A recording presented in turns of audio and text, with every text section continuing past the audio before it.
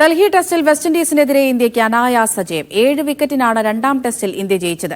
ഇതോടെ 2 മത്സരങ്ങളടങ്ങിയ പരമ്പര ഇന്ത്യ സ്വന്തമാക്കി.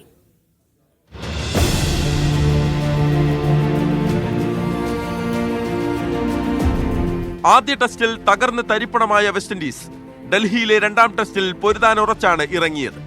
പക്ഷേ ഇന്ത്യക്ക് മുന്നിൽ വീണ്ടും വീഴാനായിരുന്നു വിധി.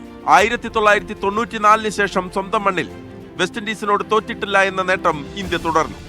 നായകൻ എന്ന നിലയിൽ ശുഭ്മൻ ഗില്ലിന്റെ കന്നിക്കിരീടമാണ് വിൻഡീസിനെതിരെയുള്ള പരമ്പര നേട്ടം. വിൻഡീസ് ഉയർത്തിയ 121 റൺസ് വിജയലക്ഷ്യം ഇന്ത്യ 3 വിക്കറ്റ് നഷ്ടത്തിൽ മറികടന്നു. KL രാഹുൽ അർദ്ധ സെഞ്ചുറി നേടി. അവസാന ദിനം കളിക്കാനിറങ്ങുമ്പോൾ 58 റൺസായിരുന്നു ഇന്ത്യക്ക് വിജയിക്കാൻ വേണ്ടിയിരുന്നത്. 1 വിക്കറ്റ് നഷ്ടത്തിൽ 63 റൺസ് എന്ന നിലയിലാണ് ഇന്ത്യ ബാറ്റിംഗ് ആരംഭിച്ചത്. 5-ാം ദിനം ഇന്ത്യക്ക് സായ് സുദർശനെയാണ് ആദ്യം നഷ്ടമായത്. 39 റൺസ് എടുത്ത സായ് റോഷൻ ചേസിന്റെ പന്തിലാണ് പുറത്തായത്. പിന്നീട് ക്രീസിലെത്തിയ ക്യാപ്റ്റൻ ശുഭ്മൻ ഗില്ലിനെയും ഇന്ത്യക്ക് നഷ്ടമായി.